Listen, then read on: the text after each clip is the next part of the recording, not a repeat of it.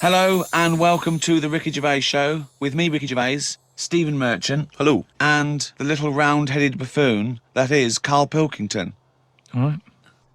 Now, you probably know me from such works as The Office and Extras, Stephen being my co-writer and co-director on those things. For those people who are not so aware of Karl Pilkington, he was our producer, sort of given to us when we first started on XFM, and you're thinking, well, why are we doing a podcast? It's because I like to be in a room with Karl Pilkington. You know, like some people go and help sort of chimps. Do they? Yeah. Well, they go to the jungles and things. And help out little sort of endangered Diane species. Fossey or whatever. Exactly. You're very much the Diane Fossey of the Manchester scene. Of the little bald mank world. And Karl Pilkington is an ongoing experiment for me because I've seen him blossom from an idiot into an imbecile. And I want to see it through. Look at the way he's looking at us. Look at that. He's got a perfectly round head. And that's why I'm doing this podcast. Karl, what do you think about all this? It's just, I mean, we are living in that sort of era now, aren't we? That you need to be able to listen to stuff on demand when you want it and stuff. I know you're not a fan of the iPod in general, are you? Or any of the MP3 things? You're concerned? I'm warming to it, but This is what's amazing about Karl. Even though he's talking about things like MP3 players, computers, iPods, he sounds like he was found in a glacier and thawed out. Do you know what I mean? And sort of taught to speak. We're a couple of high school guys who found him, and we're trying to ingratiate him in the gang, trying to pass him off as someone from the modern day. But my thing with iPods is, now, do we need them? Do you know what I mean? We're living in that era now where we have invented most of the stuff that we need, and now we're just messing about. They said that in 1900. Someone actually said everything that's to be invented has already been invented. They said that in 1900. And how wrong were they? No, but what came out? At what point? What was invented in that year where they went, right, that's it now? The 20th century. Think what happened in the 20th century. Go on. Well, planes. Yeah, but is that a good thing? Planes and that. Do you need a plane, really? Wouldn't it have been better if we all stuck where we should be instead of travelling about? War. Well, look, war's happening, isn't it? Because everyone's saying, well, now we can fly, we'll go over there. So there were no wars prior to the invention of the aeroplane? Not like there is today. Right. But what I'm saying is, the more the world's got smaller on it. Everyone's saying that, right? Yeah. The way I was saying to you the other day, we now go to places where we shouldn't go. People go on holiday to places where you've got to have an injection before you go there. Yeah. Forget it then. That's a warning. Don't go there. I'm with you on that. I don't want to enter a country where I have to have an injection to stop me from dying while I'm in that country. Right, I totally agree with you on that. So what happened is, they invented the plane and it's like, oh, let's go on holiday. And then they go, oh, I die now. Oh, well, you've got to invent something. Let's invent an injection. And then it's like, right, well, what else do we need to go to that place? There's a lot of faffing. So what I'm saying is... Is that a place? A lot of faffing? What I'm saying is, Steve's travelled more than I have. You've been to, like, dangerous places. I've been to places where you need injections, yeah. Yeah, but why? Because it's fascinating, isn't it? Do you not believe in that idea of travel broadens the mind? It makes you experience other ways of life, other ways of thinking. It just enriches you as a human being. That's the whole reason people go travelling. But since the invention of the telly, you don't have to go that far to see it. You're absolutely right. So there you go then. The telly was the 20th century, wasn't it? Yeah, it's pretty good. So where would you stop then? You'd stop making stuff now? Stop inventing stuff right now? If we're going to invent something, right, forget like the traditional way of people having kids, right? The way they, have it away in that. What do you mean? What do you mean? No, like the way that, we have kids and stuff. If it'd be good if what happened was to control it is if man and woman, right, they're born and that, they enjoy their life, they learn a lot, they live to be about 78, I think, by that point. So specific. Yeah, 78, No. Yeah. But by 78, I reckon you've sort of got to that point where you go, do you know what? I've done everything I'm going to do. If you haven't bungee jumped by the time you're 78, you're not going to do it. No. You know what I mean? So it's kind of like... Your hips come off. You've done it all now. Yeah. And then you die, right? So say if everyone had that, they live to be 78. But then just as you die, you have a little baby inside you. And as you die, your life carries on. Sorry. How is are this you- happening? Sorry, are you mental? No, but don't you think... I mean, what? I've never heard such drivel. You're saying that, but if Newton said it, you'd go, interesting. That's what annoys me. The point is, Carl, he never would. He'd never say it. That's the point. If you never say it, I don't understand what you're talking about there. What? How was it? How is there a little baby in a 78-year-old? No, what I'm saying is it's like an apple where the apple grows and it's got its little baby pips in it, and the apple goes and the seeds are planted and a new one's born. But that's what happens. But that is what reproduction is. Yeah, but I'm saying babies aren't being born left, right, and centre. It's controlled so that as someone dies, someone's born. But Carl, stop. Whose responsibility is Look, this? if you don't want to do it, we won't do it. But I'm is it just supposed to be nature? Has nature got to develop humans so that we act that way? We live that way? Or is this a scientific experiment? He said to you then, he said, look, if you don't want to do it, we don't need to do it. Like, if you're up for it, we'll sort it out. We can do that. We'll have a wit round so we can do the research. I just think, at the end of the day, we've got to do something. And is anyone keeping an eye on this and looking at what we can do next to control the population thing? It does my head in that I've got to live in London for work and what have you. And there's loads of people here. And, forget going out on a Saturday night, it's too busy. And you can't move and they keep... I mean, what annoys me about London So is... your solution is that 78-year-old women have little babies inside them. And as they slip away into death, the little babies... And how is that baby then raised? Who looks after the baby? Because it's a pretty good system having a baby while you're young enough to look after that baby and make sure it lives to, reproductive age itself. I mean, that system's been working for years. Nature's sort of sorted it out. Natural selection and evolution sort of makes that a good model. But wait a minute, nature. Pop that on hold, because Karl Pilkington's got an idea. Yeah. That's what it was, just an idea. Yeah, well, it was nonsense. But thank you for it. The worst. I mean, it was the ramblings of someone you'd find by themselves in a hospital eating flies. This is the sort of thing you find when, if they find maybe a pamphlet or a booklet written by a psychopath.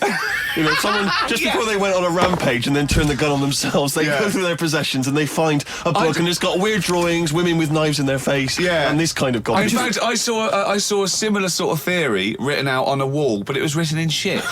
Exactly. Yeah. No, all I'm saying is, I think it's when people die normally, everyone's fed up about it, aren't they, and a bit down. But if when you pass away, you go, we're going to miss Gladys or whatever. But then there's this new life brought in. It's almost like a bad news, good but news. you're talking about it like someone could pick this idea up and run with it. Like you've given them enough information to do it. How is this possible? Where does she get the baby from? Why does it grow? Why grow it in Gladys's belly? Why not have it in a drawer? But what I'm saying ready to go? Just add water. I mean, who looks after son of Gladys? There is no theory here. There's no. It's the ramblings of a madman. What I'm saying is, though, the body's always changing, innit? From caveman to now or whatever. In some cases. And they're always finding out more and more. Like I read the other day about how they're saying, do you know, like they say, people have 6 senses. Yeah. There's loads more than that. Right, and there's this one. I say, show me that you've got one. No, right, and there's this one that's knocking about. Go on. That what it is. Say if I'm in a pub, right, and I'm just doing a crossword or whatever. Unlikely, but go on. And there's some woman who's walked in, right, and she's staring at me. Yeah. I know she's looking at me, and I look up and I look round, she's looking at me. Right. And they're saying that's a new sense that they found out from, like, doing tests and what have you. Yeah, it's rubbish. And they're saying that's been around since like man and dinosaur was knocking about. They've stopped. No, they've explained I think it's safe to assume that, that with your perfectly round head, people are always stopping and looking. No, but they explained that it. you just know that there's probably going to be someone there if you look right. They said it's from the time when, like, caveman was, like, wandering about, and he'd go, hang on a minute, and he'd look round, there's a dinosaur there or whatever, and he'd leg it. This is nonsense. I hate it when people use the term when caveman was wandering around. Caveman and dinosaurs. Oh, they used to live together, yeah. Oh, that's the same era. Yeah. What have you been watching? Raquel Welch. What do you mean? Well, what do you mean caveman wandering, knocking around with a dinosaur? The Flintstones is only partly based on fact. Dinosaurs and man did not coexist. The dinosaurs had long gone before man arrived. Extinct. kaput. You don't believe us? What, you don't believe because you've seen... Because you saw that film where they took pictures of lizards and magnified them and put them next to men in films so they looked like they were fighting. Yeah. No, but why couldn't that have happened? What is the film with Raquel Welch? A Million Years 10 BC. A million years BC or A something. Million Years BC. Brilliant. Yeah. Yeah. No, but She had a sort of woolly mammoth bikini. Fact. why wasn't the dinosaurs back then just like how we have dogs now, in a way? He's watching the Flintstones. He's watching the Flintstones. He's thinking of the Flintstones. Yeah. That's what he's when thinking. He puts out the saber-toothed tiger. Yeah, and then yeah. Dido And he puts mixes in. his concrete in a pelican. Yeah. Wonderful. Carl's favourite song? Okay. I'll have to do. I'll tell you that he's got a favourite song.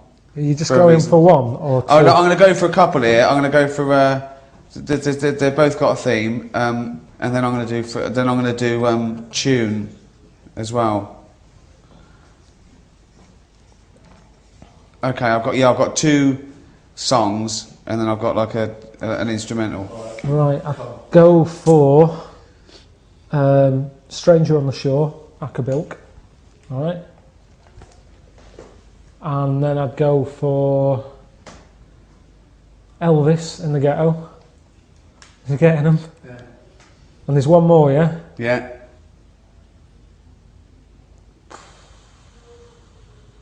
Rod Stewart, Killing a Georgie. Oh! Yeah. No, I went with Stevie Wonder in the City. That's all right, that's up there. Yeah. Not He likes bad. he likes a song with a story. So anything. I'll tell you another one as well. Wonderful Tonight. Yeah, that's, Like that, didn't you? yeah. Convinced it's about a disabled fella.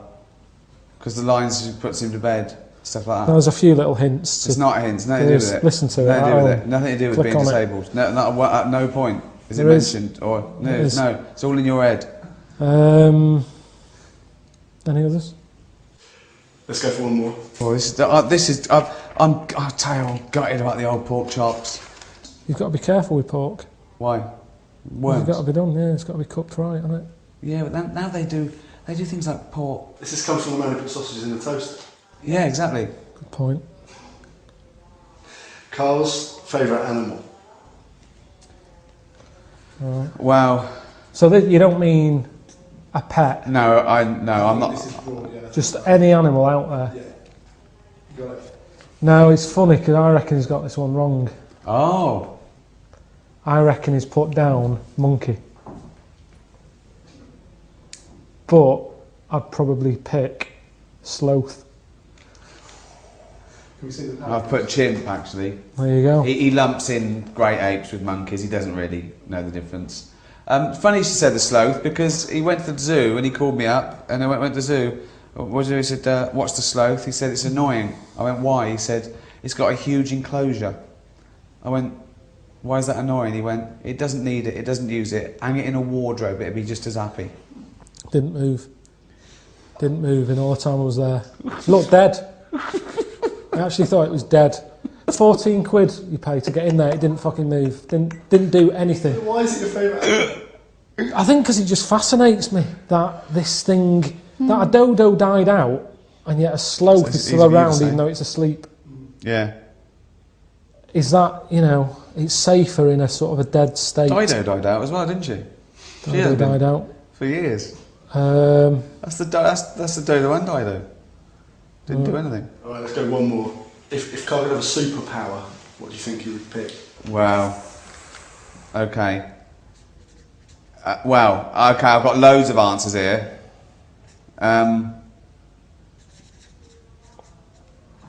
I think the general public would know one of them, oh, yeah. but they're not. That's a joke one. No, that was a new idea, but you mean one that exists? sort of thing. Okay. Let's not count bullshit, man. Right. That's not really a cancel bullshit, superpower, man. yeah. That's Okay. that's what I mean. That's a made up one. But you're talking Exactly. about one that people go, yeah, I'd have that. Flying, invincibility, that sort of stuff. Yeah, well, I've got one. I don't know if it's true. I mean, it's a bit weird. Carl, please reveal.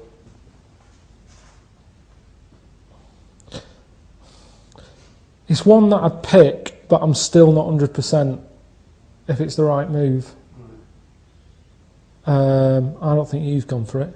Oh, I've gone. Okay. Shape-shifting. Oh, I went for invisibility. We see the patterns. Sorry, I went for invisibility. Why shapeshifting over invisibility? Just because you know what shape-shifting is, you can sort of be anything you want. What would you be now? On a day like today, probably a blue bottle. Why would you be a blue bottle? Just 'cause it's the right weather for it. But But I'd only do that for a bit. No, they haven't. No, that doesn't make any sense. Why is it, you see them in this weather because they're buzzing around and it's their time of year where they've. Yeah, But we don't have to be a blue bottle to enjoy the weather, do you? No, but I've got to be something else, haven't I? Yeah, but why a blue bottle? That's Well, what would you pick on a day like today? You wouldn't want to be a buffalo, a bison in this. Be well hot. So a blue bottle why out not and a about. dolphin? It'd be... In London. It doesn't have to... So now you're a blue bottle who's got to go on the tube and go to work. Now No, you're I mean, I'm in London. I'm in London though. But You've still got to be at home. If you're a fucking dolphin, why are you knocking about? I didn't know the restriction was the fact that you had to be caught in the city. Well, how would it? So where's the dolphin? Oh, so you can completely change your species, but you can't move fucking town. Well, then you've got to get home again. The shape shifting, you know what it is? Yeah, you can change into a blue Anything, bottle. anything. Yeah, but would you be a 6-foot blue bottle? No, or- just a little one, and then you do that for a bit, and then you But change to why are something you else. doing it? What are you thinking? Have you got For your a own- change. Yeah, well, You said it all right. You picked invisibility. What would you do with that? no, that wasn't mine. That wasn't my superpower. That was my guess at yours, right? Because once you said you wish you were invisible, so you could go sneak into HMV, you go shopping without having stress, pay for it, and leave in the morning. Yeah, but that was your yeah, superpower. but that's when paying for it CDs secretly. was out. It's not worth it now, is it? No. No fucker's paying for anything these days on the internet. Download for fuck all. So forget that. There's no advantage. Being a blue bottle. Yeah, what are you doing? So you go, I'm in London. Oh, there's a bit of shit there. Oh, I'm glad I'm a blue bottle. So, but what if you're shape-shifting? Why don't you be a seagull and go to Brighton for the day? No, it's not the rules. You've got to stay in London. Why are you imposing this rule of it being in London? I'd give everything a go. I just picked that because it was a nice day and I saw one earlier. Okay, what if you could shape-shift, but it was like changing your region on your DVD? You only had 3 goes. What would you try and then stick with? Ooh. Remember, the world is your oyster. Right. You don't have to stay in Kentish Town for the day. Well, I'd pick what's her name. I've said to you before, I'd be One a of Bananarama? sloth. Sloth. Oh, you'd be a sloth. Said that. It's still good, isn't it? Because if they're asleep, if I'm not enjoying being a sloth, I can dream about being something else. So it's a safe thing to be. Well, if you're asleep, you can. What's the problem? You can anyway. You can wake up and go, oh, I wish I was a blue bottle. I've never seen a blue bottle asleep.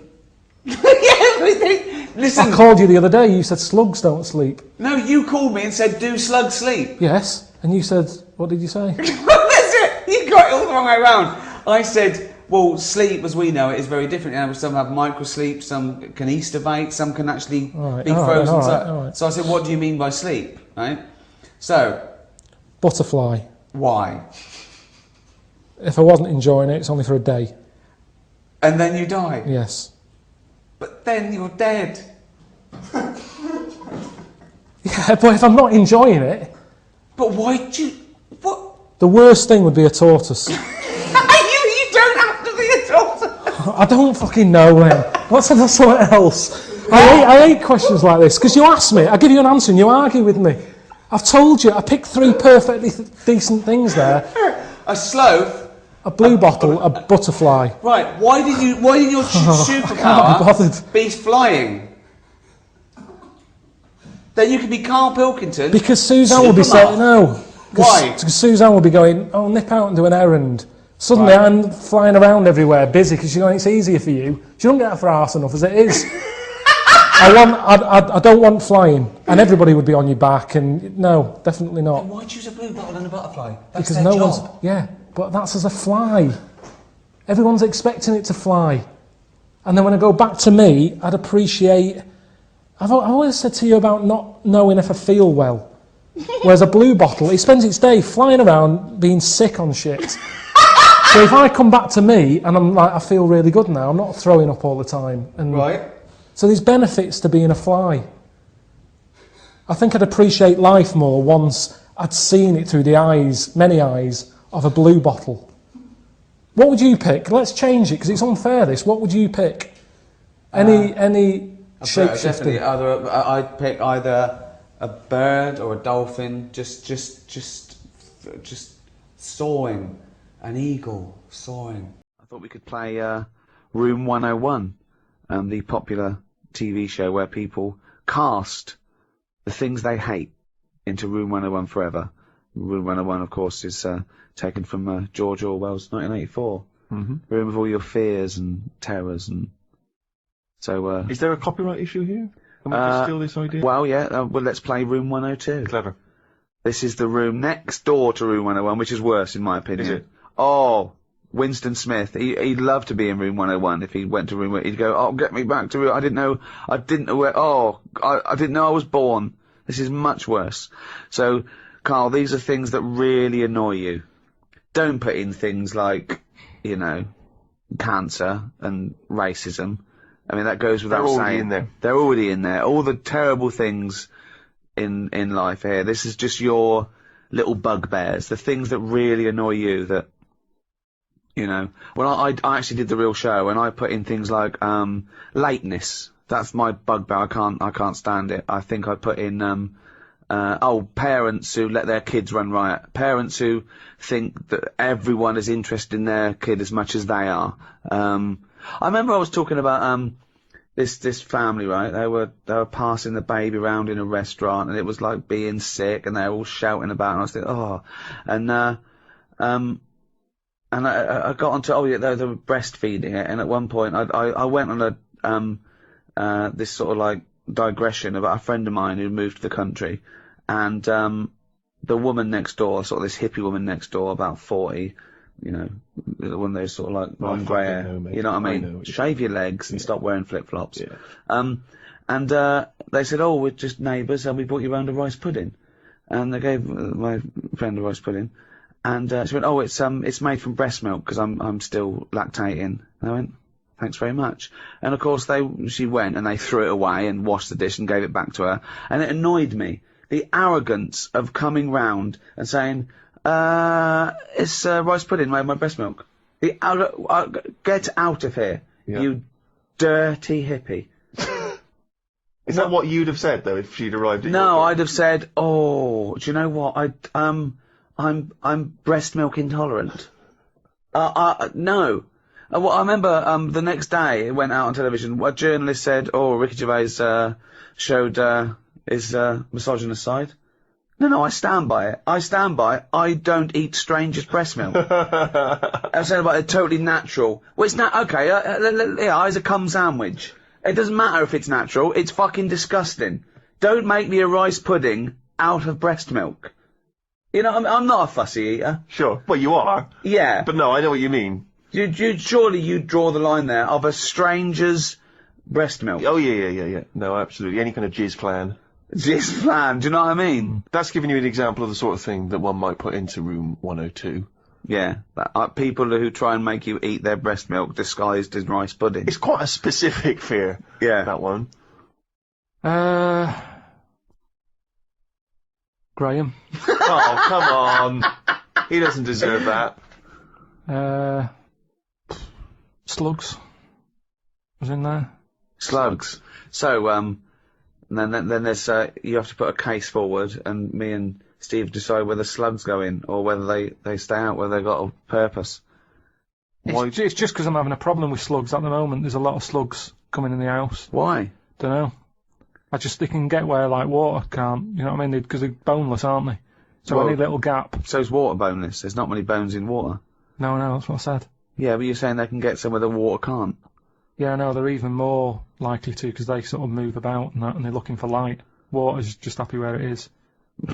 You understand what I'm saying? Why banish them all to Room 102, slugs? Because they're harmless, aren't they? Yeah, but I also think, I mean, at the end of the day, they're happy wherever. So stick them in room 102. They're not bothering me, and they're happy. They're not bothered what the room is. No. This is a metaphor. Room 102 means they disappear from existence. It's not really a room where you put in slugs with people making rice pudding out of their breast milk. It's not really. No, it's not. You can't rent that room. We're saying, would you take slugs out of existence? That's quite a tough call, isn't it? Because everyone's going to have a go. But I don't know what they do. All I know is they're clogging up my piping. I had to go out and buy a plunger. I hadn't seen them since, like, comics when I was a kid. And I suddenly thought, I need one of them things that I always saw in comics. I never thought I'd need one of them in my life. It's 2008. I've got slugs in my pipes. So I went out, £3 it was. I had no idea what the going rate is for a plunger. Where did you go and get one? It's a hardware shop round the corner. So I went round there, said, have you got a plunger? He said, what size do you want? I said, what size have you got? He said, oh, we've got 3 different sizes. I said, I'll have the middle one. So that was £3. And took it back, gave it a bit of a plunge. And I think it was slugs. Like, all like bits of black stuff came up. I think it was slugs in there, like broken up slugs. Well, hang on. That could just be black gunk, couldn't it? No, it looked very sluggish. Because remember, I've had a problem with them anyway. I'll go to the toilet or whatever, look round, there's a slug climbing up the wall out of the shower basin thing. Are you sure it's a slug? Yeah, definitely slugs. I have to keep chucking them out because I don't like killing anything. Right. I didn't want to kill the slugs with slug pellets. I bought some copper ribbon. Right. They don't like going over that. They don't like that. They get a little shock charge. Yeah. But now that should be a warning. But instead they're diverting. They've done a diversion. They've gone up the wall and across. Now it's like, that's a warning. That's like having a no trespassing sign. Yeah. And they're just going, bollocks to that. And they're getting in. And it's annoying me. And now you get to a point when you do say, well, if they carry on like this, I'll have to kill them because they're not... They're not playing by the rules. I don't know what they're doing. I don't know what the purpose is. They just sit there still. I don't see them doing anything. I was looking at one close up. But what do you want to do? Be life reading Rousseau. What do you want a slug to do? In the same way you see a bee collecting pollen, good, it's doing its little work. But ants carrying big leaves or whatever. But the slug's just sat in the They're middle all of the doing the kitchen. same thing. They're all doing the same thing. That slug is out. It's eating. It's finding food. There's no food. There's no food in our kitchen for a slug. Believe me. There's not enough there for me sometimes. But never mind a slug. There's nothing for it. Definitely not in the shower. What's he doing? So I told you ages ago about how they cause more problems than good. They eat cabbage. Right. When they shouldn't be. They get in letterboxes and nick stamps. They don't nick stamps. They eat the stamps. They like the glue on it. Right. Is this a big problem, though? Is there an epidemic of slugs eating stamps? But I think it is, and that's why they're so slow. I think they're sweating glue. And it's slowing them They're down. eating all them, and that's why they're sticking to stuff. Have you ever picked up a slug? Well sticky. They give off this glue. It's like all the glue they've eaten off stamps. They panic, and when they sweat glue. Sweat! Think of a slug! What do you mean they sweat glue? You're making up nature. This is like Attenborough, but made up. When you see a slug, Yeah. you prod it, it gets nervous, it wants to run off. But the problem is, because it's sweating glue... It's not sweating glue! It makes sense. This is just a nonsense theory. It's just what I've noticed on them. Right, Rick, do you allow slugs in room 102? Well, I think we should, if they're going to be gone forever, then we should put a case forward. They're amazing creatures. If you haven't got them in your house, it'd be different. All you've got is people coming around saying, do you want some rice pudding? That isn't a world problem. That wasn't me. Right, whatever it was. No, but they're amazing. They've got 2 sets of like antennae. The one at the top is for light, and the next one is that they can smell and get food in the air, just the slightest. What do they do for the world? They're food. If only. It's not good enough, that. It's not good enough. What do you mean? That's the ultimate sacrifice. Surely them being food for Who's something. eating them? Hedgehogs. Do they like them? Yeah, they love them. They love slugs. Do they? Yeah. The thing is, though, if you're always going to upset someone, aren't you? With anything I put in room 1 No, you just got to make a reasoned case, and I'm not sure that you've argued well enough. I'm just having problems with them at the moment. I spent £3 on a plunger, And I don't like the idea that every time I get up in the night to go into the toilet or whatever, I've got to put the light on because I might have a bit of sluggage between my toes. Sluggage, a little bit of sluggage between my toes. But if you're going to put everything in your house that causes problems, what else are we going to have here? No, boilers? I'm not. It's just, I mean, at the end of the day, you only moan about what's fresh on your mind at the moment. And I haven't, I've got to go to the house and I dread to think how many slugs are going to be stuck to the ceiling and everything. Right, okay, so we need to move on. So you are not putting them in? I'm not putting slugs in. All right, slugs have not gone in, Carl, I'm afraid.